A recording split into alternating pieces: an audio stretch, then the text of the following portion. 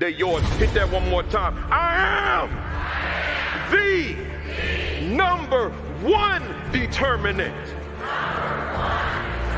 of the success or failure. Here we go. Of my student. Hey, y'all, you have a strong summer. Kick some butt next year. Thank you. Thank you. Appreciate you.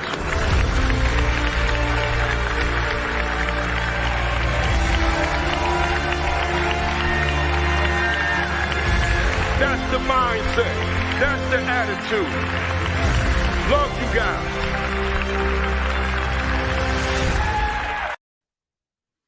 And we are live. Good morning. Good morning, good morning, good morning. Welcome to week 124 of the virtual AP Leadership Academy. Let me see who we got here today. We got Renee Graham in the building, Jersey in the building. Montclair, good to see you. We got Marsha Poe all the way from San Diego. We got Grace Castaneda, to Keisha High, Scott Wiley, Demetrius Scott, my man, Michael Benson, getting that principal work in, getting it done in the building. Janine Separano Wilkins is in the building. Alexia Irvin is in the building. Dr. Charlene Williams, all the way from Vancouver, Washington, in the building. Tanisha Russell, Rodney Richardson, Professor Sherrod Lamont Laws in the building. Dr. Sheikah Houston, man, they had a powerful conversation going on a few minutes ago. And if you missed Create and Educate, you need to get over there and watch the video. There was a question that they raised about whether or not it was okay for the principal to travel on a trip. This is a question that came in from someone that posed it to them, and they put it out there. Should the principal travel with the staff or members of the staff in a non-professional trip? Right? Non-professional. You need to go over there and see some of those responses. You can watch it. Don't watch it right now. You stay right here. But afterwards, go check that video out, along with the other questions. Great job, Create and Educate with Dr. Sheikah Houston and Tammy Taylor. We got Vanessa Zeskin in the building, John Herricks, A. Austri, Tony McClenny, my man, Sean Hurt. He was dropping it this morning. He always does. Sean has carved out a niche that is unique unto him. There's nobody, and I want you to hear me, nobody doing the work that Sean Hurt does, Principal Sean Hurt, nobody. So you need to get on his page and check out what he's doing. It's, you talk about raising achievement levels, Principal Sean Hurt. Let's go. We got, where we at, man? This thing just jumped on me. Teresa Thacker's in the building. McKeever Jeter, Principal McKeever Jeter. If you didn't see her interview with me, you need to go check that out. I don't know what number it is, but it's in there. Just go to YouTube, Virtual AP Leadership Academy, and you'll see it. We got the queen of the castle, my wife, Kimberly Broughton Kafele. She's in the building. We got Eriquetta Kelly, Renee Bostic, Cynthia Farmer's in the building. Yolanda Nesbitt is in the building. Floridian McLeod, Principal Tammy Taylor, holding it down in South Carolina, is in the building. Eriquetta Kelly's down there in Mississippi. I hope you're not impacted by the water crisis, but that is a real crisis. Prayers, everybody down there, that you get through it soon. My man, Otis Kitchen II. New principal down in Tampa. I'm Tampa, Florida. I think it's Pinellas County. We're doing something different next week. I'm bringing in not someone with all this wealth of experience. I'm bringing in somebody new, and it's going to be that man, Principal Otis Kitchen II. I want to hear a youth perspective. When I say youth, I mean youth in leadership. I want to hear a youth perspective. So we're bringing in a young principal, a pretty new principal, and he'll be on with us next week. More said later. We got Delicia Carter in the building. Lisa B. Woods Herman, same thing to you, Delicia Carter. Hope everything is all right with the water. Let's see. We got Shilda Lewis in the building. Sandra Ramirez, Yolanda McKinney in the building. Appreciate all that support too, Yolanda. I know you were on when I was on with Dr. Steve Perry the other day. Lady J is in the building. Tiffany Blunt, where we got Denethra Butler is in the building. Orangeburg, South Carolina, man. A lot of history in Orangeburg, man. And then, of course, my son graduated from Claflin University. Can you believe that? We found it. One of the best kept secrets, man. Claflin is one of the top rated HBCUs, and a lot of people sleep on it. They don't realize it's out there. They're looking for them big names, Howard, Hampton, so forth. Don't realize Claflin is right there, ram in the bush, man, getting it done. Sean Hurt, my man, much love. He said, Yosi Fernandez out there in the Bronx, New York City. We got Radhika Dinesh. I hope I didn't butcher that up. I'm getting ready to get it started, y'all. Leslie Lyles is in the building. Tawanda McClellan is in the building. We got a lot of Mississippi in here today. What's going on, y'all? Josie Santoro is in the building. We from Union, New Jersey. We got Jay Murph, Fords, New Jersey. Wait a minute, Jay. Now, I don't know if you know this, Jay. I lived in Fords for 7 years. Graduated from Woodbridge High, you know that apartment complex? They used to call it Kensington Gardens. I lived on Tulip Drive, man. Fords. First time I saw somebody from Fords, man. They're trying to get me to come to Fords Middle, too. We trying to work on that. I'm almost ready, y'all. Arcella Austry's in the building. Crystal Nolan Brandon's in the building. And then we got California Radhika. Oh, I said that one. Radhika Dinesh is in the building. Hey, y'all, it's time. It's time. We got Benedict College, man. We got the South Carolina troops in here because you got Principal Darby in the building, so you know South Carolina better be showing up strong on here, right? But look here, y'all. Let me see what Sheikah Houston has said real quick. Claflin's awesome. Can't wait to hear. Yeah. That's right, Sheikah. Hey, y'all. Let me say to you formally now, good morning. Greetings. Welcome to week 124 of the virtual AP Leadership Academy. And I don't know about you. You know, I say that every week, but I guess I kind of do know. You here, right? So, but still, you know, I'm not in the space with you, Nardis King. I should say President Nardis King from National Alliance of Black School Educators is in the building. But I don't know about you, but if I could just speak for me, I'm on fire. Yeah, man. I'm blazing.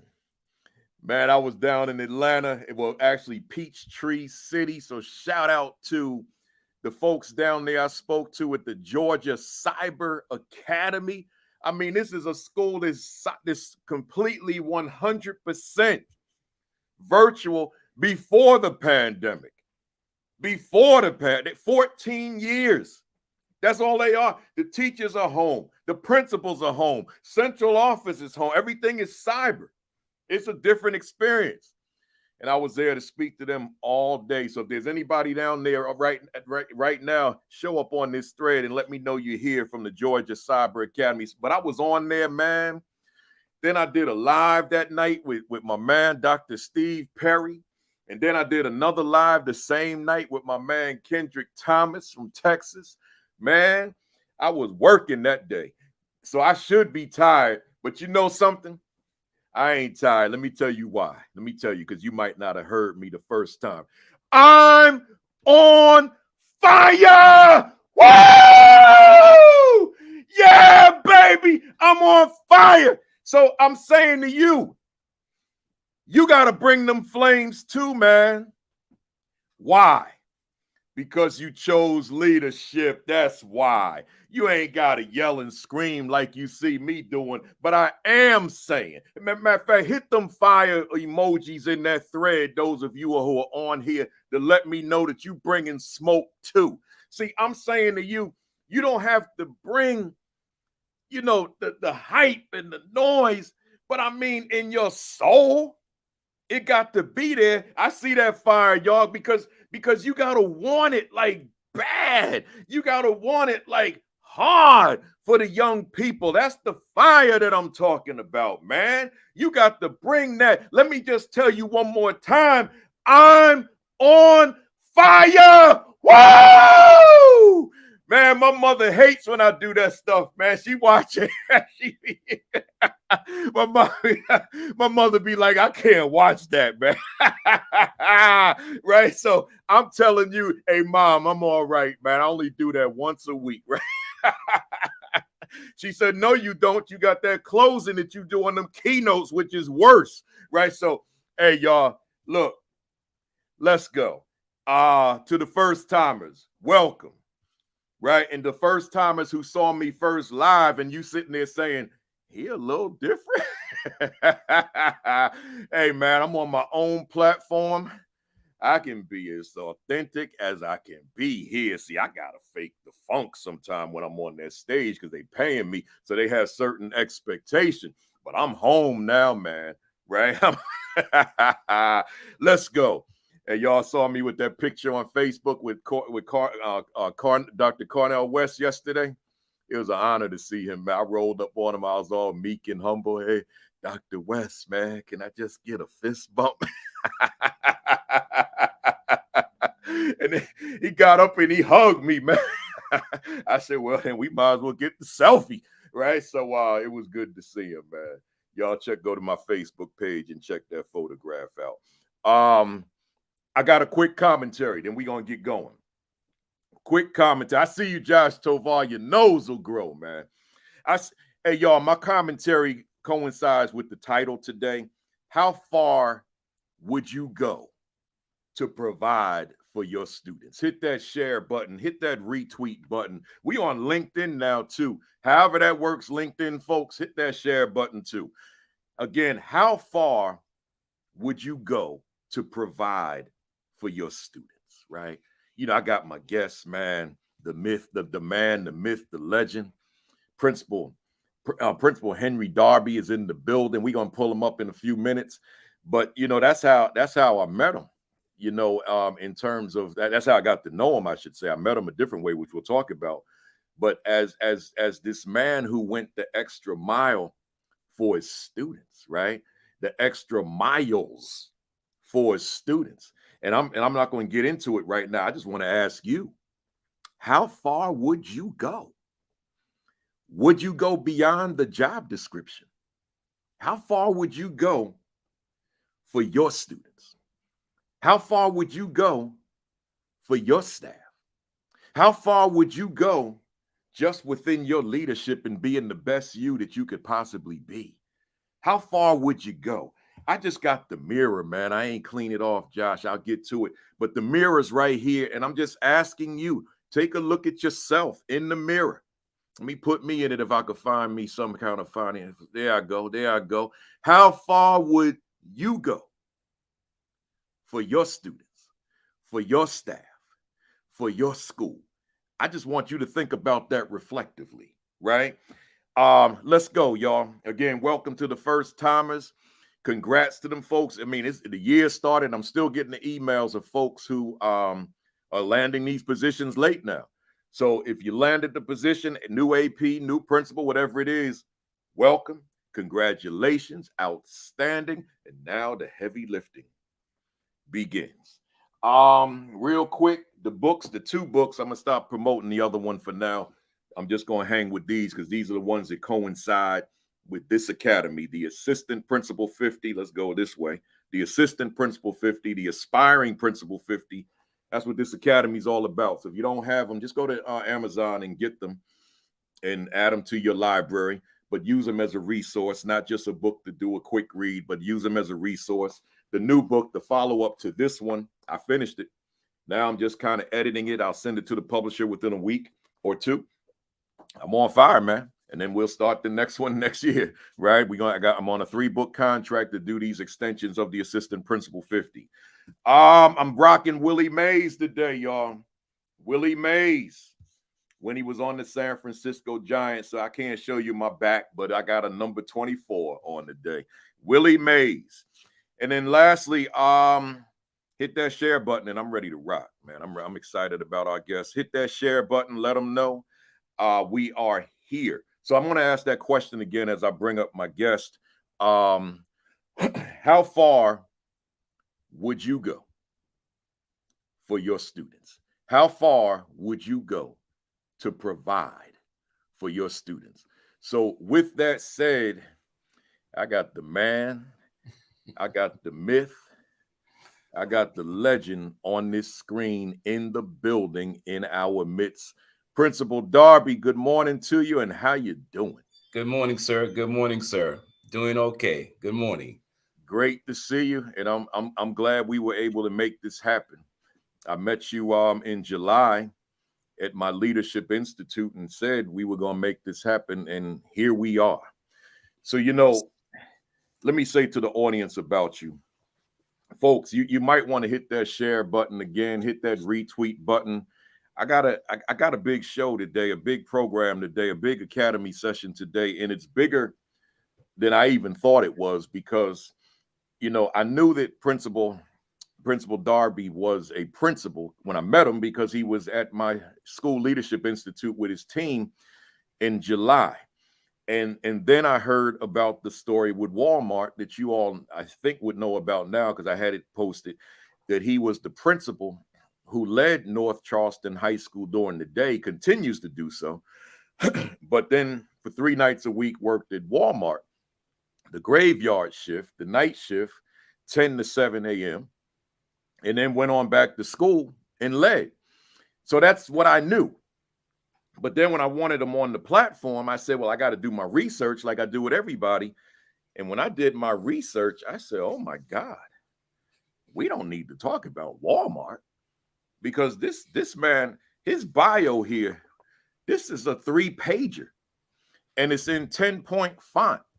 So I'm like, man, it's so much more to Walmart. But what I want to do, because the Walmart story is important, I'm gonna show you the video later.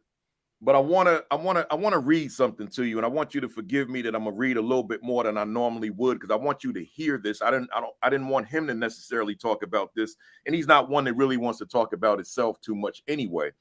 But I wanted to make sure that you all got this. So hear me out. It starts out, it was supposed to be a secret, a quiet, and I'm gonna read fast, by the way, a quiet way to support people who desperately need help. But word got out about the North Charleston High School principal, Henry Darby, what he was doing, and the state was now presenting him with the highest civilian honor, the Order of Palmetto from the South Carolina Governor, Henry McMaster. So Darby took on a part-time job at Walmart, stocking shelves from 10 p.m. to 7 a.m. 3 nights a week. He's been using the paychecks from the work to help make sure kids from his school have food and basic supplies, or help their families pay their bills. Some money was also gone to former students who needed help, or the teachers at his school who need a boost. He said, I skip something. Despite Darby's efforts to stay under the radar, one of his students recognized him on the first night he worked at Walmart. His shifts ended just in time for him to drive to North Charleston High before morning classes. Stay with me. I got to share this with you because it's going to get heavy. In the weeks since people realized how much Darby was doing to help others, many have stepped forward to both to praise him and to help him raise money for families who need it. Walmart gave him $50,000, a check. Together, 2 crowdfunding pages devoted to his cause to raise more than $195,000, and I'm sure more came in after this writing because this is a year ago. Darby said his generosity reflects his own struggles, including the loss of his father at a young age and his mother when he was in college. At those times, others in to help him, and from his childhood on, Darby was used to working multiple jobs to get by. Now, I want you to hear this part right here. He recalled going with his mother to collect milk and soda bottles from the roadside, hoping to save money to help pay for his education. He talked of trips to the dump, not to throw things away, but to find anything that could help them get by. All along the way, Darby said his mother constantly bragged to her friends, "My son is going to become a teacher."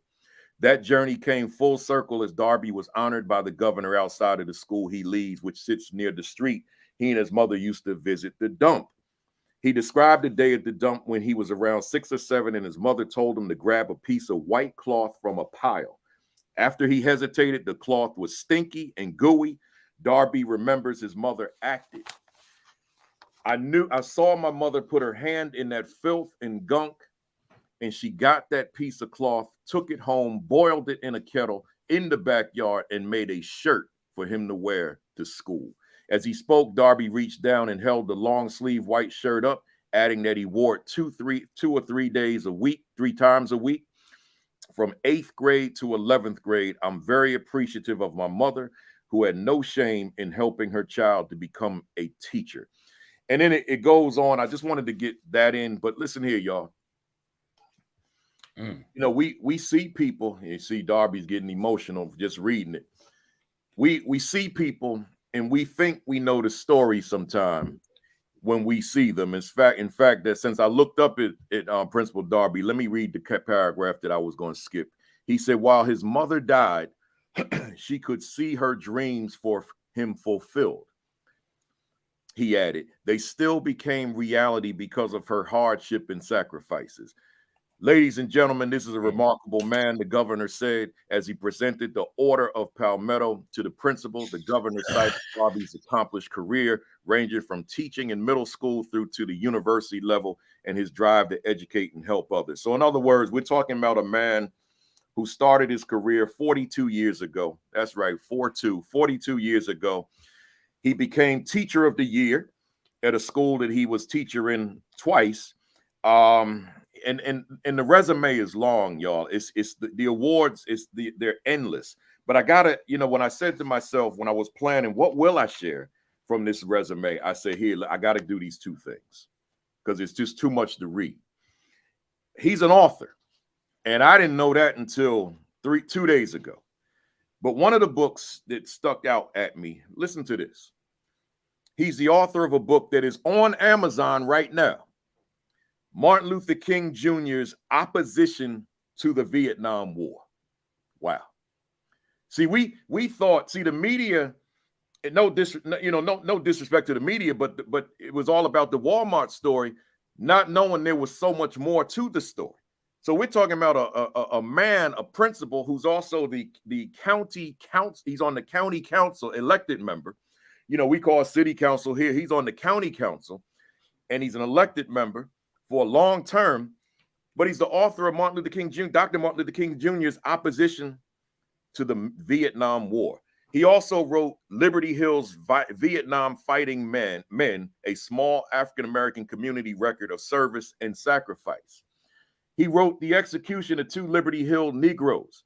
He wrote the short history of Liberty Hill. He wrote Denmark VC, and so if y'all don't know that name, you better Google that like as soon as we're done. Denmark VC and his early quest for freedom. And then he traveled to China to instruct Chinese teachers how to incorporate various instructional methodologies and teaching styles to enhance Chinese student learning. So there's so much here, y'all. There's so much here. It's not just Walmart. Right. So with that said, I'm ready to have this conversation. I got so many sets of notes in front of me that I got to get the right set, man. I mean, y'all know, man, I'm no trained interviewer, no trained journalist. But let me tell you something.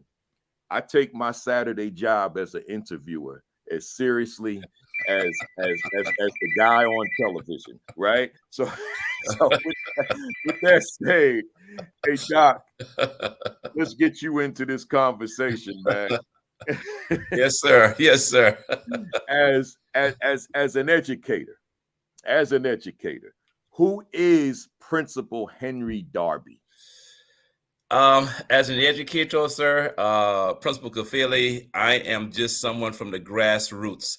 No more, no less, sir. That's just who I am, grassroots, trying to help others as others helped me. Wow. Just it's just all about the people is what I'm hearing. Yes, sir. It ain't about you. It's people helped you to elevate, and now you're taking your position. You've done it for over 40 years, and now you're helping other people to elevate, particularly young people and staff. That's correct, sir. But you know, it's interesting, Doc, and you know, I call people Doc. I'm gonna get to this, what I'm getting ready to ask you. I'm gonna get more specific into it later on, but I want to just say this in the context. When I met you at my School Leadership Institute in Charlotte in July, you did not come alone. No, You sir. brought not only your team, but you brought the head secretary. And that spoke volumes to me. In reflection, it made me think, why didn't I do that as the principal? Why didn't I bring the secretary along? Why didn't I bring other non-certificated staff? But I'm going to get to the question about that later. But I just wanted to throw out, in the context of the way you answered my question, that you brought a whole team to the Institute over the summer, which is powerful. So my follow-up, why'd you enter the field of education, though? There's a lot of ways that you could provide service, such as what you do as a council person. Yes, but sir. why education? And then after all these years, what continues to fuel your passion for this work? Okay. Well, the why, Principal Kafele, goes back to my mother. During her time and that of my father and grandmother, they were not afforded the rights of procuring an education, legal education. My father went as far as second grade because that was the law in Williamsburg County in South Carolina. My mother is Berkeley County. She could not go beyond the seventh grade. And my grandmother, who was born in 1887, procured no education at all. So it was my mother's dream to become a teacher. That's all she wanted to do. And I could see her in Sunday school teaching, but that was her dream. But because of her limited education, not due to her own weaknesses, but because of the discriminatory and racial practices of the state of South Carolina, she could not procure the education to become a teacher. So as a result, she wanted her dream to be instilled in her son, that it would be structured into reality. So as the very beginning, it was a dream of my mother. But once I got into education, now it become my dream as well, because as so many people have helped me, whether it was family, whether it's community as a whole, whether it's my church, Union Baptist Church, whether it's Morris College, where I graduated, because again, I was grandparentless and parentless by the time I was 17. I don't have brothers and sisters. So as a result, those entities, family, community, church, and school, assisted me when I had absolutely nothing. And of course, I cannot remunerate them for anything. So I just want to pass things on to help others, sir. Wow.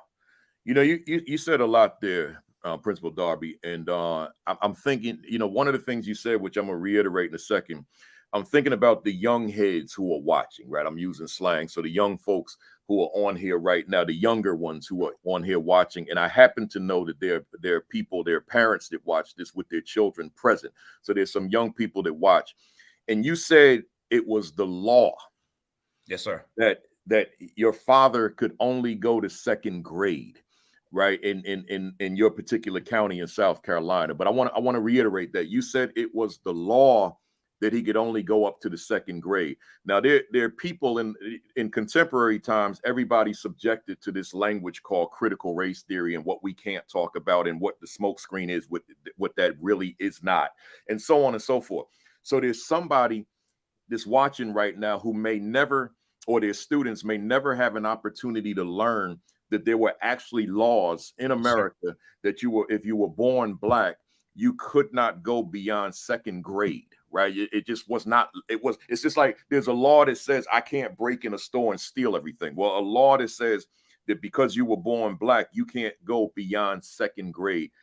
Can you talk to us about that a little more, particularly for that young person that did not learn that in K-12, undergrad, grad, doctoral, never was exposed to it? Principal Kafele, that's why the teaching of African American history is so important, so that our students will know from whence we have come.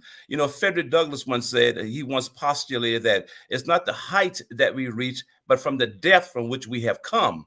And if our students realize how far we have come, I am of the considered opinion that the killing of one another, the stealing from one another, the beating of one another, the cutting of classes, being disrespectful toward our teachers, if we were to know that history, it would prompt us to do better, because it really helped me, even in terms of having manners. So this learning about African American history, it within itself would help our students to become productive citizens. But then we have those anti-critical race theory proponents. They don't realize how much they are losing out, because once you study African American history, they would realize there were a number of whites who fought and died for the cause. And John they're going to Brown. miss out on those people because they don't want to teach that type of history. But no, sir, Williamsburg County, even today, sir, is one of the poorest counties in the state of South Carolina. But just the fact of the matter that a law would be made to prevent blacks from learning just to go to the second grade. When my mother told me that, I just couldn't understand it. And she said she could go no further than the seventh grade. At least Berkeley County was a little more liberal, which is nearly adjacent to one another. But our kids, they just don't know. And if they were to Principal Kafele, I think we would do better, sir. Wow, man, so much to learn, and I'm loving the comments that the people are writing on the thread. There's so much information out there that children need to know, and it's up to us to make sure that they know it. Before I go to the next question, hey folks, hit that share button, hit that retweet button. Let them know we got the man, we got the myth, we got the legend in the building. Let them know that we are here and we ain't going nowhere. I'm doing like Luther Vandross. I'm taking my time singing these love songs, baby. Hey, listen, hey Doc, when you decided, I asked these 3 questions to every guest that comes on. When you decided that you wanted to become a principal, was there any motivating reason beyond everything else? Like for me, I wanted to be a principal for a multiplicity of reasons, but at my core was me being in position to do more for Black boys. That meant more to me than all the other aspects of what I could accomplish as a school leader. I'm asking you, was there anything that was like a little bit closer to your heart than other things as to why you made that decision to come out of the classroom and become a school leader? Principal Kafele, believe it or not, sir, I never sought principalship. I never did, sir. This is my first principalship here at North Charleston High School, and I turned down this position on 3 occasions. Even the superintendent, the former superintendent, visited the school, Fort Dorchester, where I was assistant principal, and she asked would I consider North Charleston. I said, no, ma'am, I don't want to. It's a very, very rough school. My school here, I am in heaven, and I really don't want to become a principal. Somehow the word got out to my community members and the community activists because, again, my father died when I was 3, my grandmother died when I was 7, and my mother died when I was 17. So as a result of my family and community and church, they raised me. They then asked me, they told me that you are going to take it. And I said, well, I'm a grown man now and I need to make my own decisions. But Principal Kafele, when I reflect, and I took that panoramic trek to my mother going to this dump to get this cloth to make shirts for me and whatnot. And it's almost as if she would say, boy, son, you can help others. And I didn't do this for you just not to be a principal. If the opportunity afforded itself, you better go ahead and take it. So because of my mother's, what I felt my mother would want me to do, sir, that's why I accepted. And I'm happy that I did, sir, because we are at a school whereby some changes have been made. Wow. That's powerful. I never lose sight of the fact that this platform was created for professional learning for the assistant principal primarily, but also for the principal who is training the assistant principal. So I want the folks out there, assistant principals listening, aspiring assistant principals listening, principals, whether it be for yourself or for you, who you are in relationship to coaching your AP, hear what's being said. This is a man that didn't necessarily want it, but went on and took it and went in there and started effectuating change in a school that he knew was going to be a challenge. He knew it. He knew that going in, right? Yes, sir. So, but didn't make the excuse once he's in there. It's like, let's go. So let's get to the heart of the heart of this presentation here. Doc, a lot of people are on here today because they associate you with the whole Walmart job that you had taken. But as I said to you off camera, as I said on here when we got on in the intro, you're so much more. A 3-page resume, just so much information. So and you do so much not only with the school but the community, your council work. I got to ask you the question: What's the reason that you've been so active in your community And how have you been able to balance? Because this is the big one. How have you been able to balance community work, school work, home responsibilities, living life, and just downtime? There's a lot in there. How are you able to balance all that? Well, Principal Kafele, I have a first cousin by the name of Ernest Gathers, and he worked arduously all his life. And I would ask, when are you going to get some rest? When are you going to get some rest? And his reply was that when I'm dead, I'll be resting for a very, very long time. So I don't worry about getting rest, sir, as long as I can get a few hours, a night or whatever the case may be. But it's just the balance that when you do your school work, your church work, you just have to have that balance, sir. But the reason why I would want to do, and please pardon that personal pronoun I, but Principal Kafele, when you look at the Carter G. Woodson, and when you look at the Frederick Douglass and the Harriet Tubmans and the Dr. King and Malcolm and all those folk who sacrificed for us, to me, this isn't a drop in the ocean. I mean, it's not even a drop, sir. And of course, we cannot remunerate them for all that they do, but I try to do as much as I can to say to them, thank you for what you have done, and that your work has not been a failure. Your work has not been in vain. So to get tired, yes, I do get tired. Many mornings coming from Walmart, sir, I mean, like, whoa, I need a break, but I put that water in my face. Hey, it's a brand new day. I'm here for these kids. I'm here for my students. I'm here for my faculty and my staff. And the energy comes, sir. Never dwell on rest. But those Saturdays and Sundays are, I did sleep 8 or 9 hours a night, sir. I hear that. I hear that.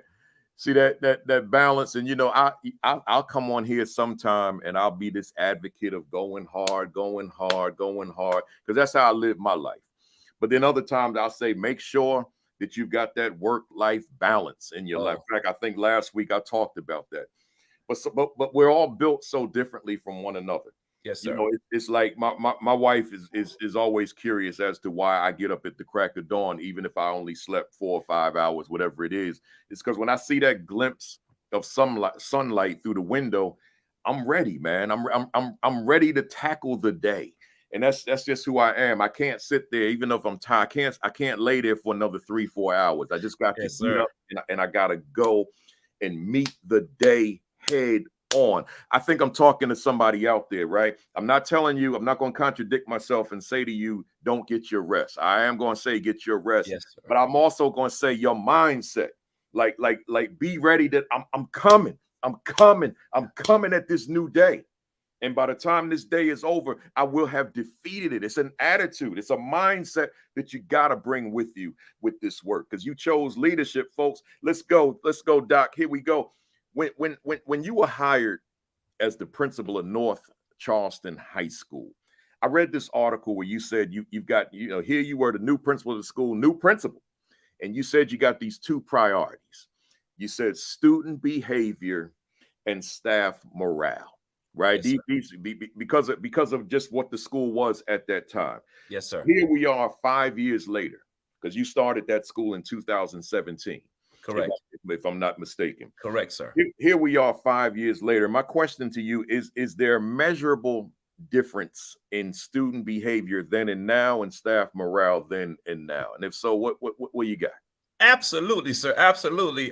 Principal Kafele, as a matter of fact, when I got this job, sir, they wouldn't let me come into the building to see what was going on, because there was a rough school. When I say rough, I'm not embellishing, sir. They did not even let me come to school. The first time I came to North Charleston at that time was my first day of work.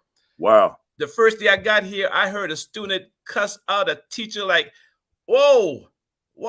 I said, oh, no. And I said, son, I'm going to send you home. He said, you're not going to send me home. I said, why not? He said, I got up to 5 times to curse a teacher. I said, what? Where did this come from? So come to find out, with an organization here, they were saying that they were suspending too many Black children. So I went to the superintendent, and please pardon my saying this. I said that we have a Black face now. We're not going to cry racism. I'm not going to let a child disrespect an adult. So I the very next day, I called an assembly, and I informed those kids, if you cursed my teacher, you were going home for 3 days, and you have to come back with a parent. And Principal Kafele, the cursing, like, went down. But the culture, we have to work on the culture, sir. If you were to come to North Charleston High School, sir, you're not going to see hoodies. You're not going to see hats because we have been acculturated to do better. We here at North Charleston High School, sir, we have scholarship, manhood, and accountability. Now, some of my adults, my dad, they were getting mad at me and said, sir, I don't mean disrespect, sir, but you can't wear your hat in my building because that's the same thing that we have with our boys. Yeah. But the fact of the matter is, sir, we have had improvement across the spectrum in terms of our academics, sir. All core courses, they have been improvement. The student morale has gotten better. Teacher morale has gotten better. As a matter of fact, when discipline was actually enforced, sir, my first year in an assembly faculty meeting, the teachers gave me a standing ovation for following through with the discipline. Because, as you said in Charlotte, that you old-fashioned. Yeah, sir, we're on the same ship. I'm old-fashioned. Yeah. And pardon the grammar, you ain't coming up in here doing anything you want to do as a child. There you go. Now students are what I like to say. Students are first, but my teachers are most important. I can run a school without students, but I cannot run a school without teachers. So I'm going to have my teachers satisfied, sir. I love it. You know, I say to my audiences, and if I got audience members on here right now, they hear me say, I say, look, not only am I old school, I'm old school, right? Yes, so therefore, I'm going to do some things that may seem unconventional to the contemporary individual. So, like, for example, what you said about the hats and hoodies, that was me with the adults as well. And not only when they came into the building during the day, that was me at the basketball game at night, right? So now you come into the gym, and even though it's not school hours and you don't attend my school, you somebody's parent or community member that wants to see a basketball game. But I'm so old school, and maybe one might say in southern in terms of my roots via Virginia, right, in North Carolina. I say, well, it's game time. It's the building's open. Sir, I can't have you wearing that hat in this building, right? Yes, well, why not, Kafele? Because I want you to model for my kids. Oh, that's it. Okay, no problem, right? So, you know, and then we get in explaining what all that means and so forth. But yeah, I'm with you there. So talk to me more so about the staff morale. Like, and I see one. I think that's one of your teachers that's on here. That I've been highlighting. If I could find her. Where she said here she is, Sean Berry Clark. Is that one of your staff? Oh, Dr. Clark, that's my transformational coach, sir. Yeah. Oh, yeah. Yes, sir. She has helped train me to be a principal, sir. Oh, okay. Yeah, Dr. Clark, none greater, sir. She is something else, and I think she knows all of you, and she has met you. I think either in Charlotte or Columbia, because it was Dr. Clark who really introduced you to me. In terms of, hey, you got to go see this guy. You got to see him. And that was on, sir. And I'm saying, and ever since then, Principal Kafele, I just fell in love with you.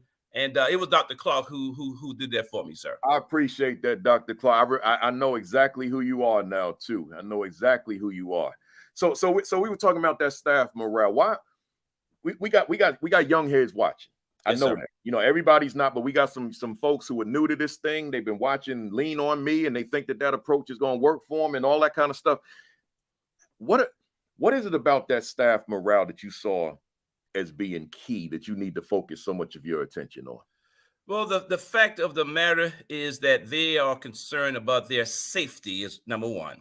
And also, Principal Kafele, what we have something we call the one of the R's, sir, which deals with relationships, sir, and the relationship piece assists with the morale piece, and along with a few dollars and birthday cakes every month, and going and telling them they're doing a great job and how to have relationship and along those lines, because you can't teach kids that you really don't know.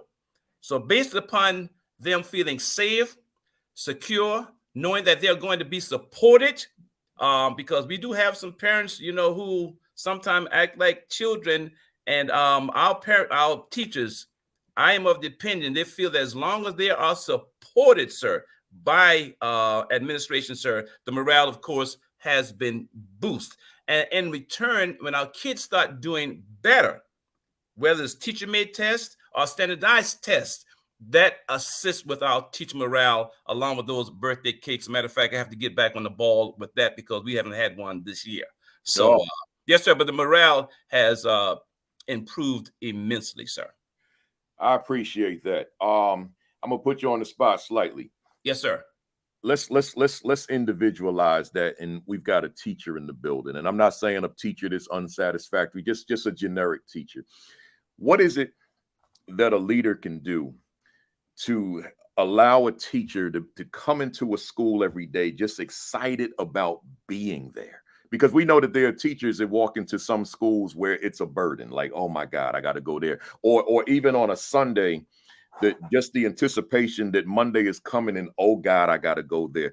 What is it about being an employee, a staff member under Principal Henry Darby, that I feel good about going to my school every day?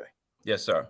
Well, Principal Kafele, one of the first things that I have, along with Dr. Clark, is that I have what we call an open door policy, sir. My teachers don't necessarily have to go to the assistant principals if they're a problem. They can come to me directly. Every teacher in the building knows that I am going to listen. So many of them, that's what it is. They just want to be heard. They want me to listen, and they want to have effective communication. So when they do have those difficult times, difficult moments with parents or students, they come to me directly, and we have the problems resolved. Yes, sometimes mornings they come in, it's not a good morning, but if they were to come to me to have a problem resolved, it assists because I'm not going to ever turn away a teacher. My secretary knows, just give him a few minutes and he'll listen to you. So I think that's one of the great benefactors in terms of being a principal, is simply to listen to your teachers, and you will get results because that's what they want, sir. Listening, active listening, someone just wrote, listening to your teachers, as opposed to just being the mouthpiece talking, listening to what they have to say, listening to their concerns, listening to their challenges, listening to their needs, whatever it is. Good stuff. Well, also, in addition to that, Principal Kafele, I mean, much to the chagrin of a few of my administrative teams, when teachers come to me collectively, there have been a time of two that I've reversed a decision because of teachers, sir. And they realize that I am objective in my analysis, and I try to be creative in my appraisal. And the leadership style of North Charleston High School is beyond collaboration. It's collegial, sir. That's our leadership style here. And it's not only vertical, it is horizontal, because when we have a Mr. Strawman, who's my executive director, and a Dr. Clark, we make decisions along with our teachers. As a matter of fact, we go further. We sometimes include our students. Yeah. The new discipline plan that we have, sir, not only is it administrative assisted, not only the teachers, but our students help come up with the plan, sir. Wow. So, that means, so that helps out, sir, with the morale. You know, this new book I'm writing, Doc, it's called, it's an extension of the Assistant Principal 50, but it's called Protecting Your Assistant Principal Leadership Effectiveness, with the key word being protecting. So not just focusing on professional growth and development, but how do you protect what you've gained?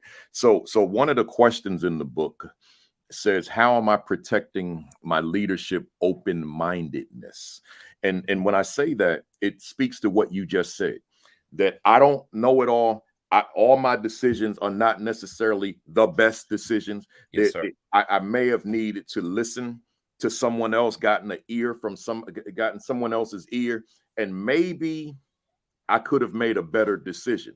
So that whole section of that book is talking about, are you able to bring that open mind, or are you so staunch in what you believe that you don't have flexibility? And as a leader, as you just said, one has to have that flexibility, because you may not be right all the time. There may be folks on that staff that got better answers than we do. But when we got that kind of staff, that kind of relationship, we can lean on each other. Well, Principal Kafele, let me say this. I forget the name of the book that Dr. Clark wrote, but she has a term. Whether she invented it or not, I don't know, sir. There's a term called radical candor. Radical candor. And Principal Kafele, around my administrative table, sir, do you not know there have been times I have asked each other of my administrators, including myself, what is it professionally that you don't like about this assistant principal? And they have to give me an answer. Wow. Because there's growth in radical candor. And, you know, the tables turned on me. What is it that you all don't like about me? And this is around my first year.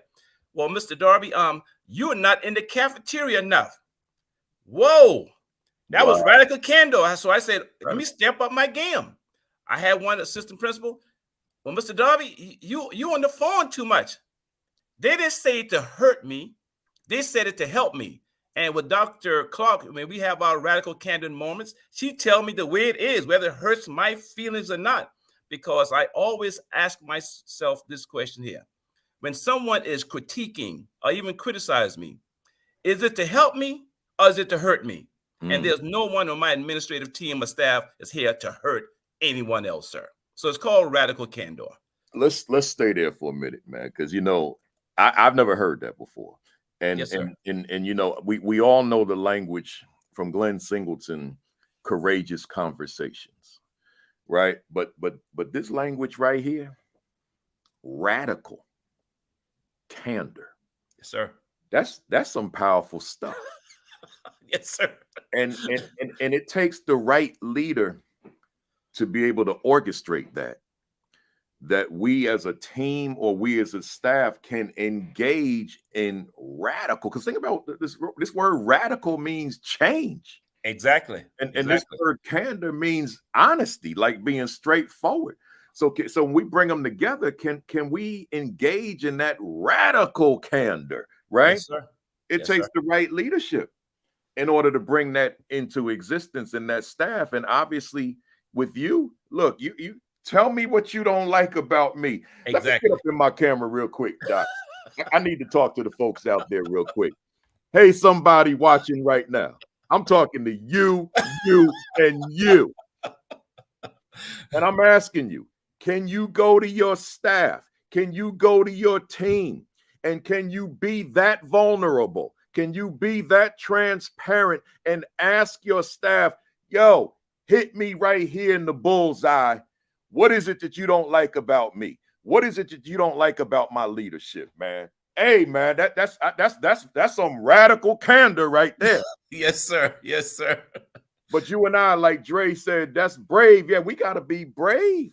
Yes, sir. To have that conversation, man. Yes, sir. I love this, man. I remember Dr. Clark. She was, you know, your organization. You got to become organized because you're here scattered all over the place. Where's your daily schedule? Where's your calendar? You know, what class you're going to go to? I mean, this lady, she just said it the way it was. You know, she has a way of saying it. And again, is it to help or is it to hurt? So bring on the help. There you go. Somebody just referred to the mirror. Oh, absolutely. There it is. There it is. Hey, Doc, you know, you like I've been saying, my son is sitting right here now, my oldest son, and we even talked about you this morning. We had a conversation. I was saying, man, he's so much more than the Walmart story. But what the Walmart story did, it gave your work international attention, right? It wasn't just national, it was international attention. Whereas prior to, the people that would know you, the right people that should know you, knew you. But it gave you this international flavor. And I don't want to ignore that. I don't want to discount it. So what I want to do, there's a lot of videos. I found a shorter clip that kind of encapsulates the whole thing. So let me put that video up here real quick. And let's let the folks take a look at it. Bear with me, y'all. And I'm going to get this vid up here and let's see, Chrome tab. There we go. There we go. And then hit that share button and play it. The attention, I'm not used to it. I don't think that I've done anything worthy of distinction to warrant the attention. This is Henry Darby, Walmart associate by night, stocking shelves on the graveyard shift from 10 p.m. to 7 a.m. But he has a day job too, a tough one at that. Good morning. How you doing? as beloved principal of North Charleston High School in North Charleston, South Carolina. Well, then put your jacket on, please. Do not go in that building without your jacket on. COVID-19 has really placed a damper on the personal relationship because in North Charleston High School, we do express the 3 R's: rigor, relevance, and relationship. Everybody knows that when I see my student, come here, boy, come here, child, come here, give me a big hug. Meet them at the door, off the buses. You got problems, come here, give me a hug anyhow. I'm just that type of guy. He's also the kind of guy who knocks on a student's doors after school and on weekends to check in. A student body who has 90% of their families living below the poverty line. The pandemic hitting his community especially hard. I get a little emotional because when you've got children, you've heard sleeping under a bridge, or a former student and her child sleeping in a car, or when you go to a parent house because there's problems and you knock on the door, there are no curtains and you see a mattress on the floor. And these people need, and I was going to say no. And at my age, we don't ask for money. We just don't. You just go ahead and do what you need to do. And Mr. Darby did. That night shift at Walmart, it's for them. Every paycheck, every dime, all of it goes to helping his students in need. He has done so quietly, not even telling his manager at Walmart about his day job. Even before we knew, it was something special about him. I would be so happy to have Mr. Darby for as long as he will have us as a part of his family and beyond. His endurance, almost superhuman, walking what must be miles through his high school hallways during the day and stocking what looks like miles of shelves at Walmart at night. It's shocking to everyone but his students because they know that's just the kind of man he is. He's ready to help anybody. He's impacting the community in a very special way. He's there when you least expect it, but when you need him the most. Mr. Darby's only request of his students, whom he calls his grandchildren, is to pay it forward. It's quite simple, simplistic.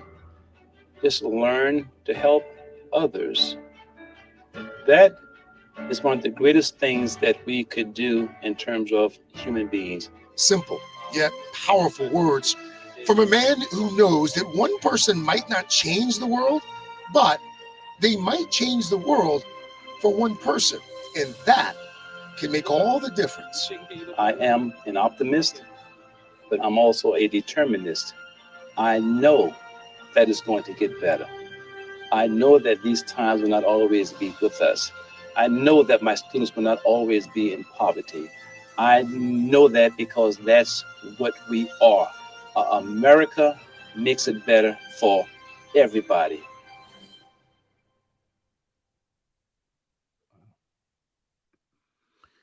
All right. Let's let me get that back to. Let me get rid of that. There we go. All right. What a powerful clip. That came through. You saw it all right on your end, right? Hey, Doc. Sir? You heard, you were able to see the clip, right? Yes, sir. Yes, sir. Yeah. What a powerful clip. And I was glad I was able to find that short version to kind of capture what that experience was. So my question to you, we know the story, but I want to hear from your mouth. Why take on such a huge undertaking? Okay. Well, again, it's twofold, Principal Kafele. Number one is I saw the need because you mentioned old-fashioned, sir. I was at the front of school and these girls were coming to school late and I gave them a good tongue lashing. And one of my classified workers came to me and said, Mr. Darby, you don't know, but they're homeless and they're sleeping under a bridge. And I said, what? Are you kidding me? Under a bridge, girls? And something that did something to me. And I said, we have to find a way to help them, which we did. And then there were other parents who came to me in terms they didn't have rent to pay and whatnot. And Dr. Kafele, I'm not really a man of means and, whatever I have in my pocket, I'm going to share. But then I started dipping into my emergency funds, helping parents and, with groceries and stuff like that. And I said, oh my gosh, I can't continue doing that because I'll be hurting my posterity because they're going to need. So I'm used to working more than 2-3 jobs, as something said, to help these kids and help these parents and help teach them around, get another job. And that's what I did. So I saw the need.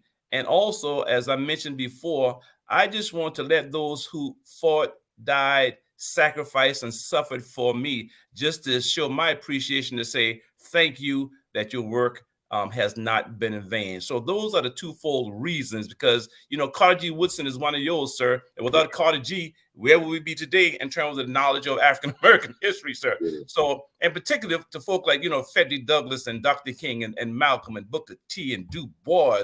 And I mean, the list goes on and on. Jose Williams, C.T. Vivian, Andrew Young, and C.T. Vivian. Sir, I mean, we can't remunerate those folks for doing that. So why not do our best to help the future, sir? So those are the twofold reasons. Powerful words, and you dropped some powerful names. Let's, again, to the audience real quick, let's say of the names that Principal Darby just rattled off, let's say that you didn't know somebody. You got work to do, right? You got work to do. You got to know these names. There's certain things in life that are just non-negotiable, non-debatable.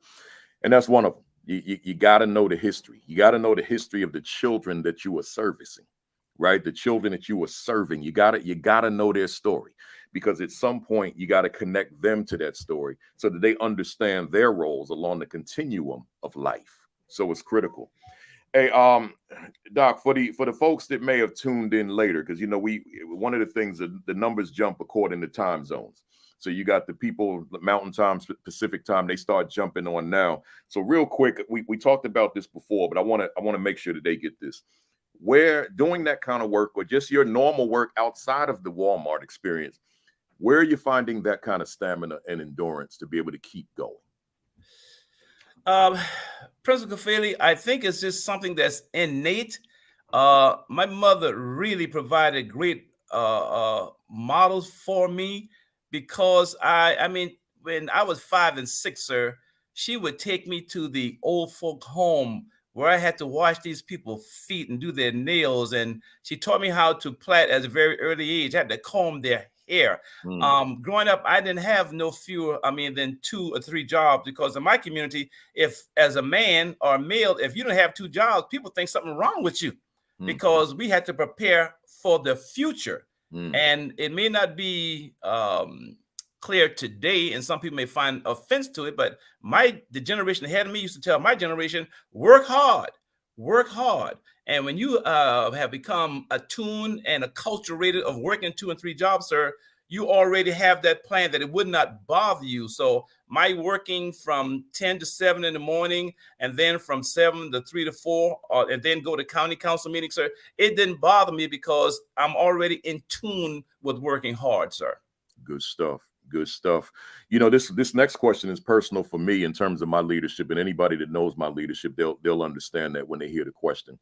Why is it important for the principal or somebody else in leadership to be the one out there greeting students when they arrive to school? Why do you find that significant? Number one, to let parents know that I'm on task. Number 2, Doc, and some parents have gotten exceedingly angry with me, and I said, no, you go back into that car, because you're not coming to my school looking like that today. So you got these leggings and jeggings and your pants sagging and whatnot. But also, yes, to assist with that, but also to let the parents know I'm there. I'm greeting them there. You are more than welcome to be here at North Charleston High School, and I want you to see my face every day. As a matter of fact, one of my parents, we had Spirit Week, and I had on sneakers, because I don't wear sneakers to school. I just don't, because as a leader, I just don't do those things. But It was Spirit Week, and one of my parents stopped her car, got out the car, and said, Mr. Darby, I see that you're wearing sneakers. And she could say that because she sees me every day, Monday through Friday, standing there as a principal, trying to do the dress, the model in terms of for my students, that they should behave and dress the same way if possible. Yeah, well, I told you before, I'm like you. I'm old school. So if Yes, sir. students saw me outside of my normal work attire, which was shirt and tie, it would be basically a suit, that would shock everybody, because that's not how they saw me. Now they'll see me outside of school dressed that way, and they'll have a lot of comments. Yes, sir. Or a Saturday varsity basketball game, they'll I'm not coming in a suit at the game, and that will generate a lot of conversation. Like, wow, look at Kafele, he don't have on a suit. So they were very accustomed to seeing me in that sort of attire because I'm so old school with how I dress. I don't frown when I see folks wearing school paraphernalia, leaders wearing school paraphernalia, for example, because I understand that this is the modern time, but I could not wear that. Yes, sir. To work. I had to be in my traditional principal attire. So it's no criticism or critique of anyone that doesn't. I'm just so old school with them Southern roots, right? So that's just how I went about doing it. Yeah. Well, yes, sir. Because I have some of my male faculty staff. They sometimes get a little angry when I tell them, guys, you can't wear your shirt or your pants. Coaches, I'm not going to allow that. Ladies, you can't do the jegging things, whatnot. But as we said, we come from a collegial perspective, that radical candor, and we compromise. So to keep up teach morale. Which when I first got it, I said no jeans at all. We're not wearing jeans at school right here. But to compromise with them, and also with Dr. Clark involvement, we do allow teachers, if they come up with $5 or $20 a semester, that they can wear jeans every Friday, sir. So that was compromise. That's compromise, because they have to have that teacher morale. That's the morale, and we did the Yes, same sir. thing. That's that morale. I just didn't participate in it. I don't either, Doc. I don't either. I'm saying I'm still wearing shirt and tie on Fridays. Yeah. I'm the same. I was the same way. Principal Darby, I did 2 podcast interviews this week, Thursday night. And both interviews, the whole idea of how do we connect, motivate, empower, save, properly educate Black males came up in both of these interviews. And my question to you, without getting into the real in-depth stuff on a Saturday morning, but what are your thoughts? Or what are your thoughts in terms of how we go about connecting with and properly educating Black boys, given what all this data is saying right now about the plight of Black males in classrooms? Principal Kafele, it boils down to this, sir. We can throw as much money as we want to, sir. We can protest as much as we want to. But Principal Kafele, until the Black man takes his proper role within his home, sir, we will have these problems. Because see, Principal Kafele, as a young father, is not going to allow his 12 and 13-year-old son and daughter to be on the corner at night, 10, 11, 12 o'clock at night. If the father is not present, if the father and mother can't be on the same page, we're going to have these problems. Because as a parent, sir, I am not going to let my child have his or her way. You're not going to be 14 and out there 1 o'clock in the morning with a gun. We know our kids better than anyone else. You know whether your child has drugs or selling drugs. You know what marijuana smells like. But a real father would not allow that to exist in his home, sir. So we have to train them, because I'm quite sure, sir, your father did not let you have your way. And there's some things that Black women can do as well in terms of helping Black men. But that's going to take a radical, candid conversation, because some feelings will be hurt, sir. So that's, to me, that would be, it's not a cure, but at least it is a remedy for Black men to come back home. So most recently, last month, sir, I challenged all of my fathers, come to school. We are going to talk. You're not going to allow your sons to come to my school dressed like that. I had 2 mannequins, one dressed female, one dressed male, and I showed them the inappropriate way how these things are, and your child is not going to come to school looking like this. So those fathers came, sir. They were very appreciative. And not only did we talk about behavior, we also talk about economics. We give them a financial plan of which to go by so they can save money, sir. So it's a broad base, and it got so good, Principal Kafele, the fathers themselves said, we need to do this on a monthly basis. Wow. So again, until the African-American male takes his rightful place in the house, sir, we are going to have these problems in terms of drugs and killings and weapons and things along those lines, sir. That's a powerful response, and it's very consistent with the way I approached it. I decided, let me therefore go out and find these men, in some cases fathers, in other cases men that I can partner with. And as you heard at the Institute, brought them into the school, and we created the Young Men's Empowerment Program, so that if I didn't have that father in real time with that youngster, at least I can have men who are talking what theoretically a father would be saying to his son.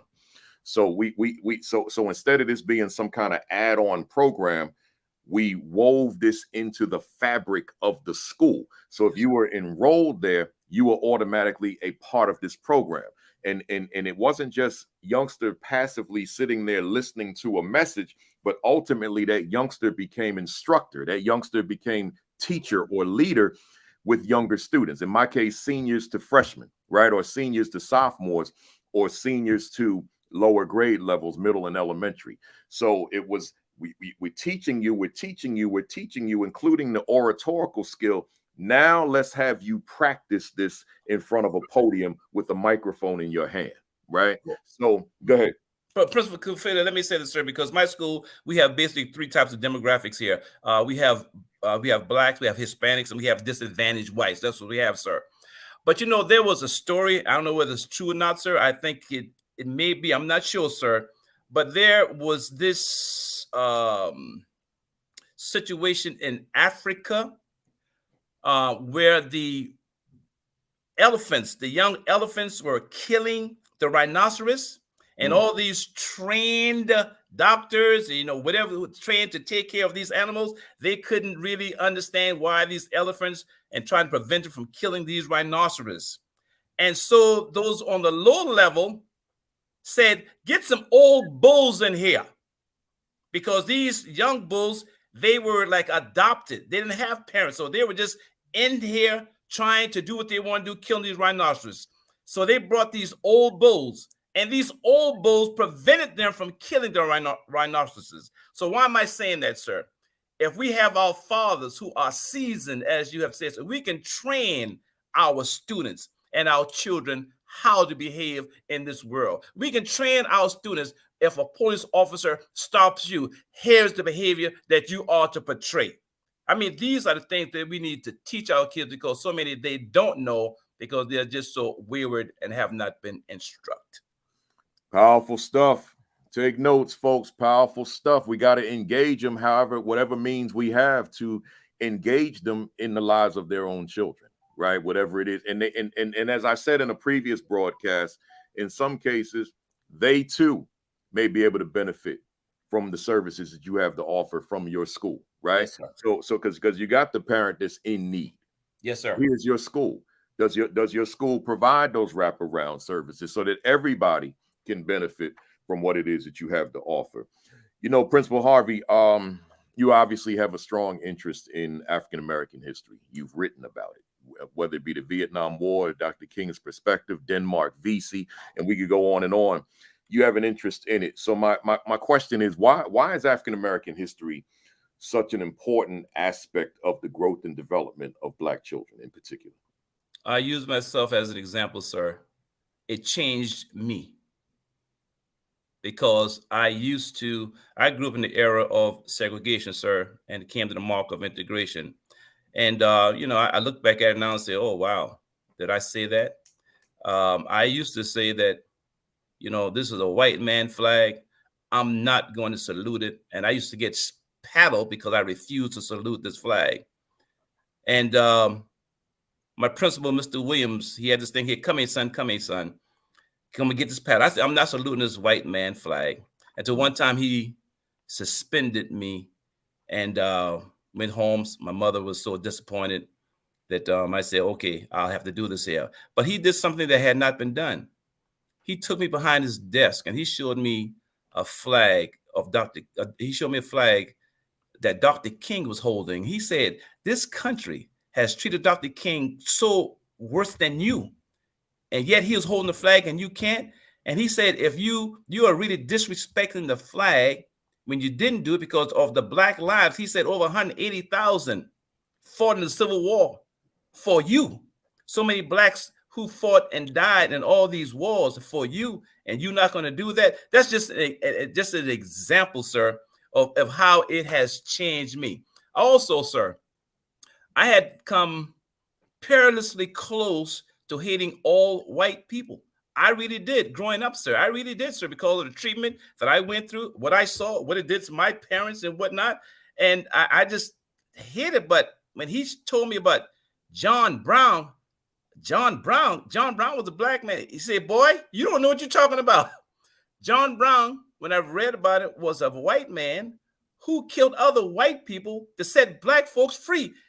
And something said, oh, all white people are not against us. So I started reading about Charles Sumner, Thaddeus Stevens, Elijah Lovejoy. I started reading about Viola Liuzzo, Bruce Clunder.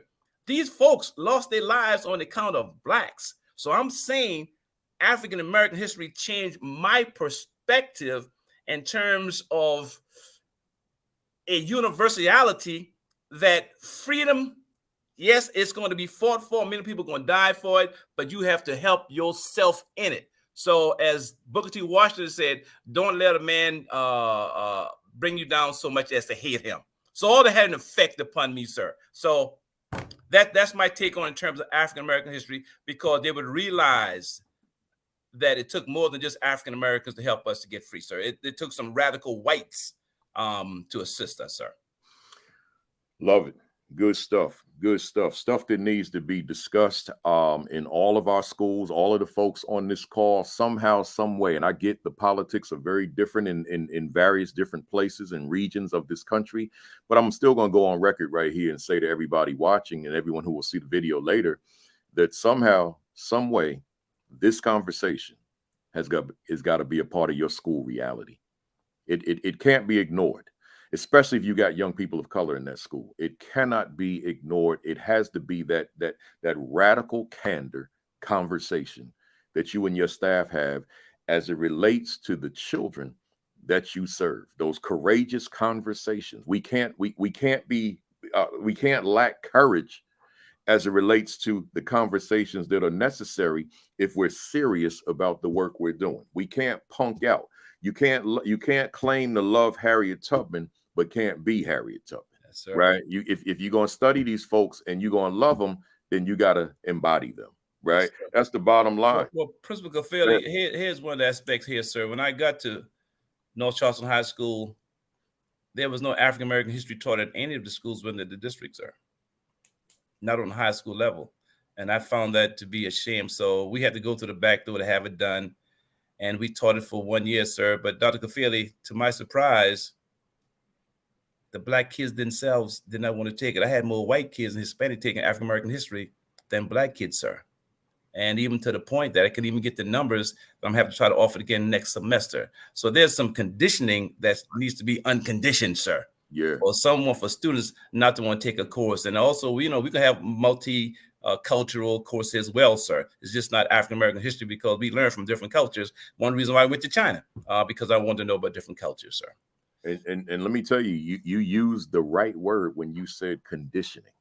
So condition to be turned off by your own story. When you talk about, let me grab my book here, man. Where is it? Here it is. His old copy, The Miseducation of the Negro. Carter G. So if you can miseducate someone and condition them to the point that I don't want to hear my own story, then you got a slave ad infinitum because he's conditioned. So, and that's why this is such an important book here. And you referenced him here before. Now I'm referencing him as well. Right? Let's go. I still got more, y'all. I ain't done yet. So y'all hit that share button. Appreciate you, Donna. Share again. Because I see you tagging all these folks, and I appreciate that. Where am I at here? Oh, yeah, okay, here I am. So this was a two-part question. No, that's another question. Here I am. I got so excited about what you were talking about. Black student achievement, Principal Darby. continues to be a major hurdle in the United States and beyond, but I'm focusing on the US. It continues to be a major hurdle. What are your thoughts as to why this is, and what are your thoughts as to how we change this reality? Okay, Principal Kafele, would you please repeat that again, sir? I'm sorry. Yeah. I'm saying in a nutshell, black student achievement continues to be at crisis levels, right? It's of course we have breakthroughs, but I'm talking about the masses of our kids in these schools that are predominantly black. We're still struggling. So what are your thoughts as to why black student achievement continues to be low, and your thoughts on how we change or alter this reality? Yes, sir. Well, Principal Kafele, I think one of the reasons is that we are not challenging our kids as they ought to be. We are still teaching by the traditional means which were done 100 years ago. So many techniques, so outdated, outmoded. So here at North Charleston High School, and we are the only high school within the state of South Carolina that has what we call the innovation status, sir. We have made changes here at North Charleston High School whereby there has been an increase in all core course subjects. Is rather not just teacher-made tests, but also standardized tests as well. So I could explain a little something about our School of Innovation, which brought about the changes, and I can also provide some data on that, sir. But our kids must be challenged with rigor as well as relevance and develop those relationships. Those are those 3 R's that we promote here at North Charleston High School, sir. You know, it's interesting. I kept Dr. Chuck Carrier on the screen. If you can see his comment, such conversation that we're having right now, as he's saying, has been politically criminalized here in Texas schools, my brother. And he's the co-editor of this book, Fighting the Good Fight, Narratives of the African American Principalship. And this is just, it's narratives of about 30, 35 different principals or former principals or assistant principals on their perspective on just being African-American school leaders. So here, as we know, and I'm not going to turn the conversation that way, but I'm just saying this is where we are. So here, someone like Chuck, someone like yourself, someone like myself, understanding the significance of the young people being exposed to this story, this narrative of who we are historically, but the non-Black students having the same exposure. But then you got places all over America who are criminalizing the teaching or the conversation that we're having right now. So we're in a bad place, and it may come to a point where we got to figure out alternative ways to reach young people, or it may just require more people getting up and voting on election day. Right. Principal Kafele, I'm sorry, sir, I didn't mean to cut you off. No, you good. Dr. King made a very profound, momentous statement when he said, there comes a time when silence is betrayal. And if we as educators do not challenge these things, sir, particularly this critical race theory, those who are against it, if we don't challenge them, sir. I read most recently in Idaho, they removed from the library a book on Frederick Douglass. Are you kidding me? Frederick Douglass, but simply because they talked about race and slavery, they took there were just some books in general that would not cause offense to anyone, but to show how this man made it, they removed Frederick Douglass. Wow. Autobiography. Are you kidding me? So until educators band together, whether they're Black or white, Hispanic, to say we're not going to take this, we are going to demand equity in the classroom, because that's your word, sir. Equity. I mean, come on. We just can't stand still and not do anything. So as educators, sir, we must move toward the forefront so we can make it better for others. Powerful stuff, folks. Hit that share button, hit that retweet button. I've been saying all along, Principal Darby, that you are more than the Walmart experience, and people are hearing that. But let's add to that. You went on and did some work in China on instructional methodologies and teaching styles in terms of how they can be used in China with Chinese educators relative to teaching Chinese youngsters. I want to take that and bring it back here to America. Obviously, you have an expertise there. And then you told me off camera that you still have relations with Oh, yes. folks there, and they want to bring you back to continue that work. So obviously, Yes, you sir. have an expertise as it relates to instructional methodologies and teaching styles. So when we talk about Black student underachievement, talk to us therefore about the possible correlation between the way that the information is being taught as it relates to teaching styles or instructional methodology that is consistent with the learner that's sitting in the classroom. Yes, sir. Well, Dr. Kafele, here's what we have done at North Charleston High School in terms of our innovative status that we procured from the state of South Carolina. We had removed seat time, 120 hours, that if a child doesn't do this, the child is going to fail. And we've had kids who were passing the course. I had a kid who had to get a job almost 20 miles from where she worked. And there were times that she would be late or absent. I've had kids who simply had to take care of their brothers and sisters, and they were absent. And if they missed more than the 5 days in the semester, they would fail the course. So we had that removed. And to the point that as long as they met the objectives and standards of the course, they were successful. It makes sense to me. Why must you be in a class 120 hours whereby you can master the standards and objectives? Another thing that we have done, Principal Kafele, is we extended a semester if need be. Say, for instance, at the end of the semester, the last week and the kid has about a 57 or 58 because he or she must procure a 60 to be successful. We would extend the class 2 weeks so that the child would catch up with 2 to 3 points and would not be forced to retake the entire subject again. Makes sense to me. So as a result, our credit recovery program, sir, it has been immensely helpful in our students being successful. So those are just a couple of points. We have something called pods, where there were 2 classrooms. We knocked out the wall between the 2, and we have something called station rotation, so that these kids who need credit recovery, they can take English, math, and we have a special education teacher there as well to assist them.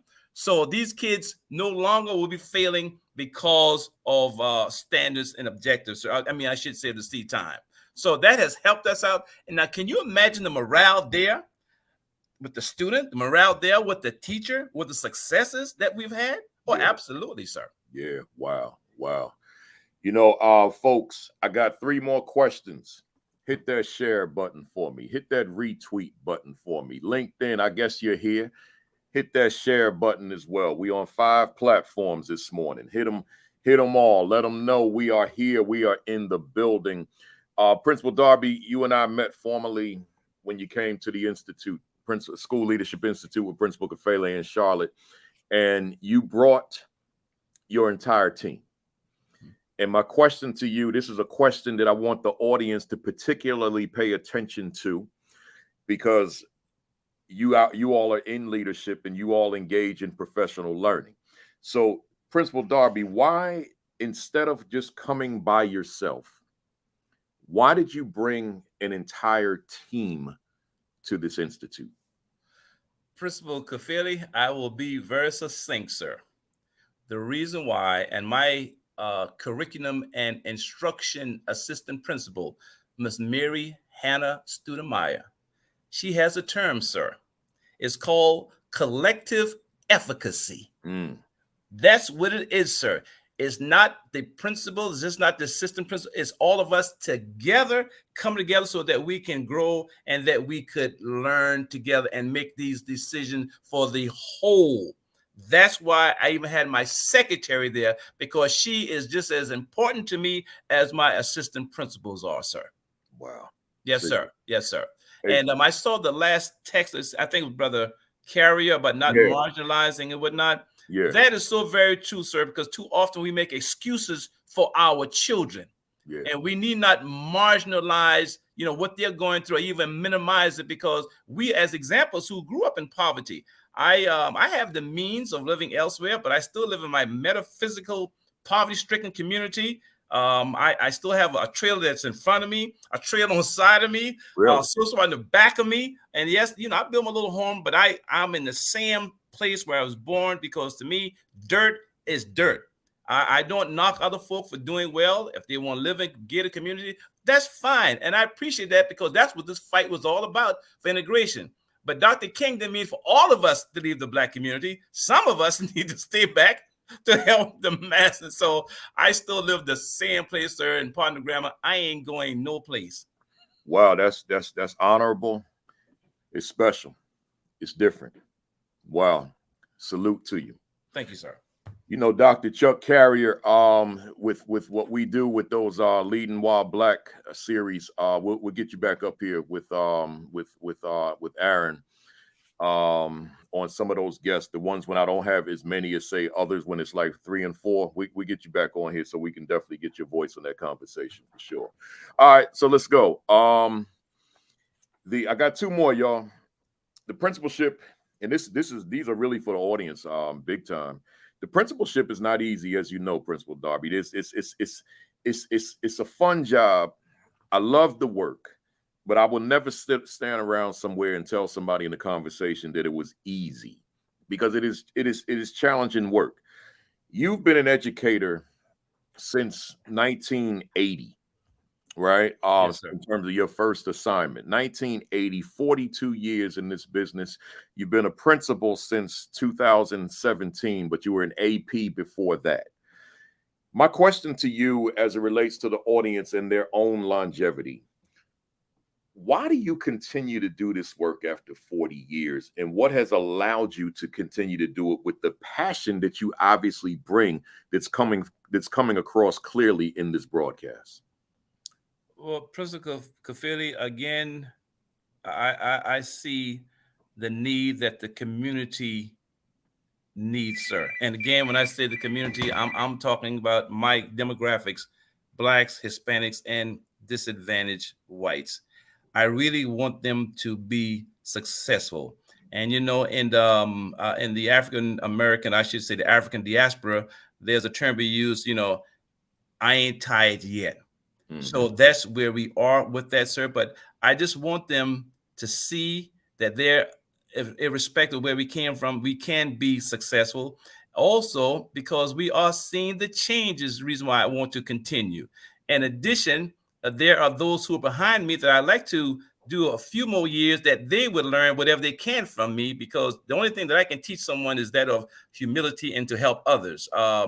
I don't know the jargon or, you know, all the educator things, those lines, but I try to lead by example, how to treat people, how to have relationship with your students and your faculty and staff, how to treat people. So I see the need, and I want them to also see, quote, a Henry Darby who can basically, well, not basically, was in poverty to where I am now. Again, not to be arrogant, but if Henry Darby could, they could do it also. And I just want to serve as an example, sir. So that's why I still try to be here, sir.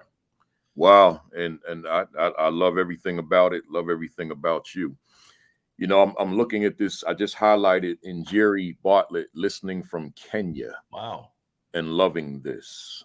You know, it's I feel blessed about this platform. I feel blessed that there's so many people that believe in it, that lean on it, that rely on it, and a whole lot of countries have shown up over the year. We're in year 3 now, and a whole lot of countries have popped up all over the world that check us out, and particularly on the African continent. So just, you know, blessed by that. I got one more for you. And this is, it kind of dovetails with the previous question, but this one, I just want you to speak directly to the assistant principal. I don't want you necessarily to give me an answer to a question. I want you to speak directly to the assistant principal. When I ask you the question, what would you say to the assistant principals about how to thrive and how to survive school leadership over the long haul? Yes, sir. Speak directly to them on this one. 2 points, sir. The first one is always make your principal look good. That's what you do. As an assistant principal, I did not allow my principals to get to a discipline problem. Before it got to him, I have it resolved. Anything that I could take off his desk, anything that I could prevent to get to his desk, that's what I did, because my job as an assistant principal was to make my principal look good. And when you do that, you're going to do what is needed for success. The second thing that I would say as an assistant principal, support your teachers. You must support teachers. If they lose faith in you, you're not going to be successful, and they're not going to stay there. So those would be my 2 points. Make your principal look good and support your teachers, and everything else from the community and beyond will fall in place. I can't argue with that. Strong stuff from a veteran. 40 years in education. It's folks on this call right now, they're not even 40 years old. and you've been in this thing for 40 years, man. That's Yes, a long sir. time. There's Angela Jones. She's been coming to the academy, to the School Leadership Institute every year. Right. So good to see you, Angela. Look here, let's go to our BAM impact questions. 21. Just looking for a one-word answer, or if it's impossible, one sentence. Just not looking for anything beyond a sentence. We're gonna go boom, boom, boom, bam. I'm an old man, so you're in my memory now. I'm an old man. Here we go. Is education on the right path for underserved children? No. Can true equity occur in America's schools for Black, brown, and other underserved students? Yes. Does Henry Darby's work contribute to the progress we desperately need? Yes. If you could do a reset on your life, would your line of work be different or the same? Same. Why do you continue to do this work? Love. What fires you up within the work that you do? Helping others. What do you love about the work you do? Changing lives. What do you dislike about the work you do? More time. What has been your greatest victory in this work? Seeing change. Positive. What was your greatest mistake in this work? I wish I had administrator earlier. What has been your greatest challenge in this work? Self. Are you proud of your first year as an assistant principal? Yes. Are you proud of your first year as a principal? No. Who inspires you in this work? Dr. King. What are you reading right now? Book, article, anything? Spanish. What book would you recommend for our viewers? Gandhi. What do you want to accomplish that you haven't accomplished as of yet? 100% graduation rate. Are you satisfied with where you are professionally right now in real time? No. What could you say to a viewer out there who continues to face closed doors? Keep knocking. What could you say to a viewer out there who's lost their fire? Don't stop. If Henry Darby was a word in a dictionary, what would be your definition? Help. Woo! Let me tell you something, Principal Darby. I've asked these same questions to a lot of people, but I think this is the quickest we ever did them. Wow. Yeah, I mean, wow. But see, also you're the oldest guest I've ever had on. Yes, sir. So there's a level of wisdom and experience that, say, a lot of the other guests who are so much younger than you may not have yet, right? Yes, and even my wife even wrote on here, wow, because she hears them all, you know.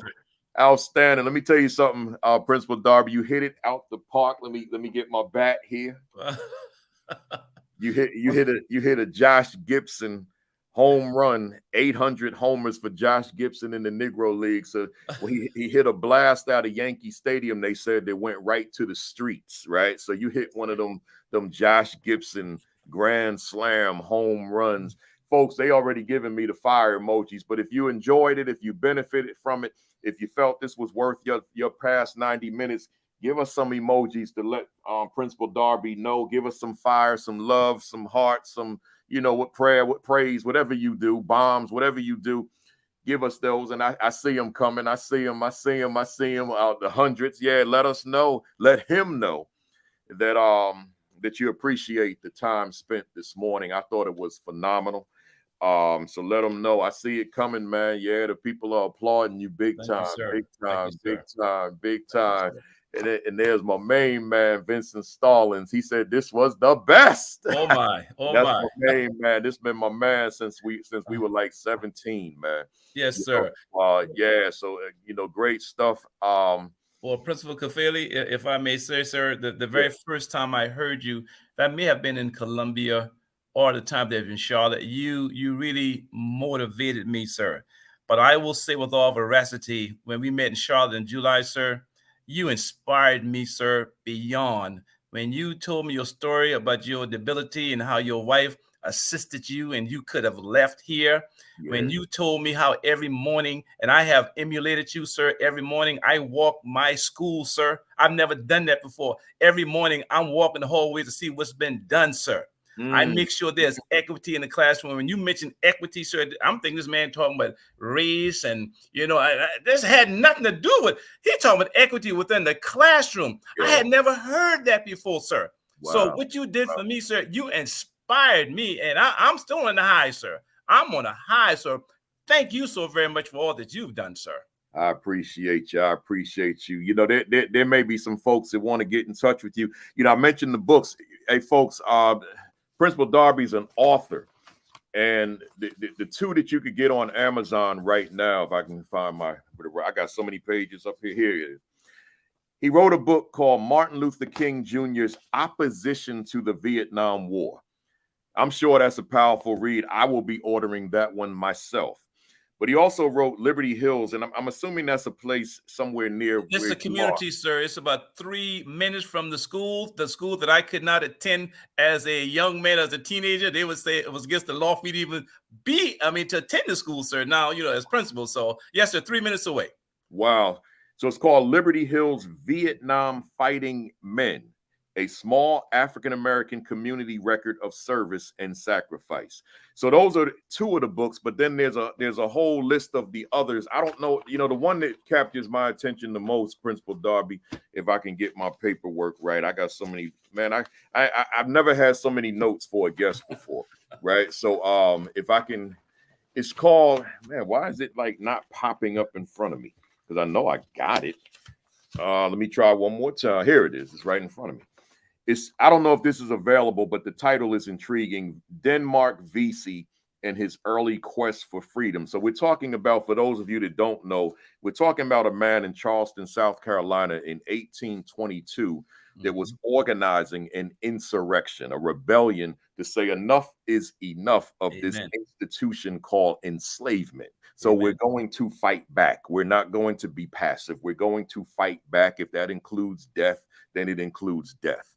Right. But somebody, as to use the modern day vernacular, somebody within this large number of enslaved captives, which people would call slaves, I choose not to, somebody snitched.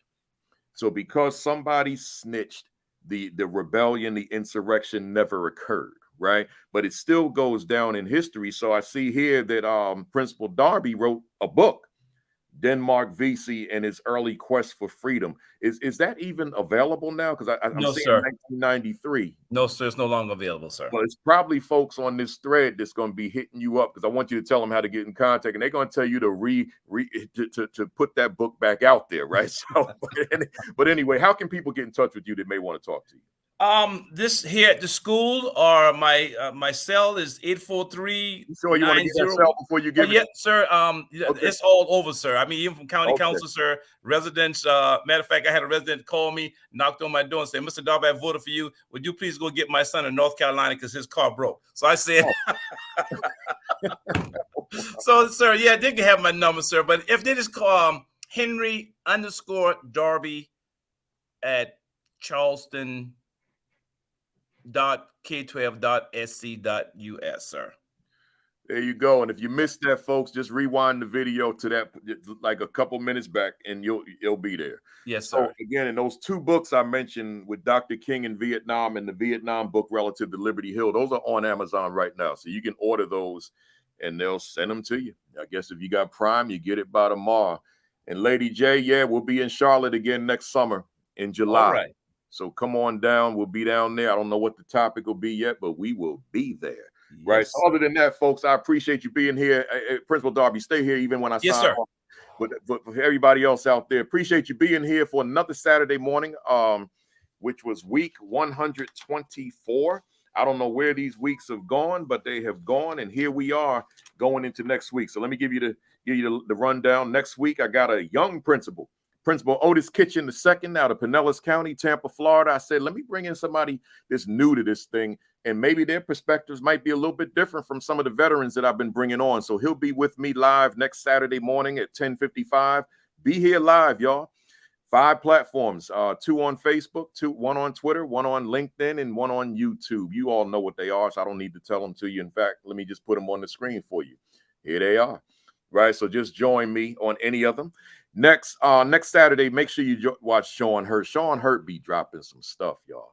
Y'all, if you don't watch Sean Hurt at 10 o'clock on Facebook Live or LinkedIn Live, check him out, man. He's like he says, I'm giving y'all the answers to the test. That's what he says. I'm giving you the answers to the test. So just get with Sean at 10 o'clock. He does it quick at half hour, right? And then you can invite him out. Matter of fact, I haven't said this in like months. You can invite me out too. I ain't said that in months. I mean, I do this professionally. So feel free to reach out to me at principalkafele.com. I'd love to come to your school, your district, your conference, your academy, your institute, your whatever, or your podcast interview, right? So just reach out to me, or virtual presentation. I'm ready. I'll be on the next jet to come and bring that message. So that's Sean Hurt at 10 o'clock. Followed by Dr. Sheikah Houston and soon-to-be Dr. Tammy Taylor with Create and Educate at 10:30. Go to Create and Educate, and they come out too. I mean, they still practitioners, but they can fly Friday night and be with you on Saturday, right? Or however they work it out, but they fly too. And then join Josh Tovar with Dean Packard on Sunday night at 7 o'clock. Josh will fly out too, right? Josh would like to do this full time, actually. Principal Josh Tovar. So hit Josh up like big time so he could retire, and then he could spend his life on airplanes like me, right? And then Village Leadership Group with Dr. Roz Gaskins and Coach Williams every Tuesday and Thursday at 6. I'm going to try to catch them soon because I'm always in the air and I can't see them. Make sure that you get your hands on my 2 assistant principal leadership books, the Assistant Principal 50 and the Aspiring Principal 50, right? You know, I got 6 other books sitting down there, but these 2, get them right now. Like go to Amazon right now and get them out of the way if you don't have them, right? Visit principalkafele.com. All my free resources on there, blogs, articles, videos, podcasts, all that stuff, man. Visit it.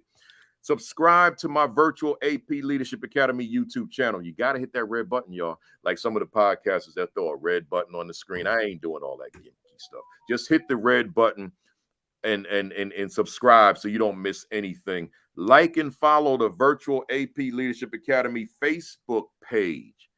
That's the page where I put my commentary every Sunday. I missed it a couple Sundays ago, but I came back last Sunday.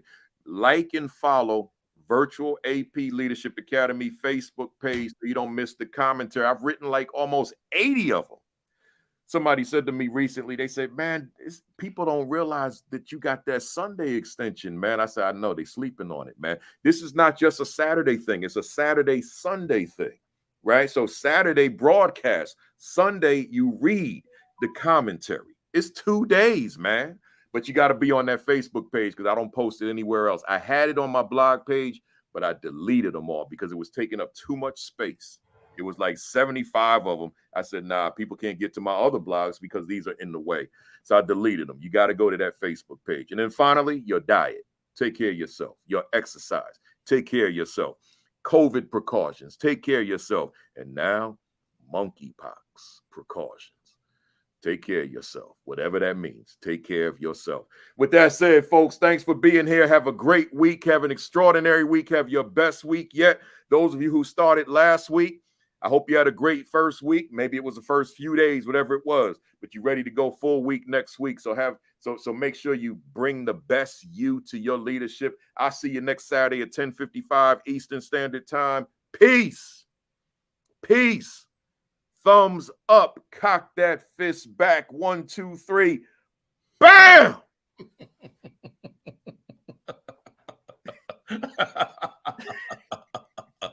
Oh my, come on with Y'all it. be Come making on me with it. laugh when I do that, man. I see you next week. Stay there, Doc. Yes, sir.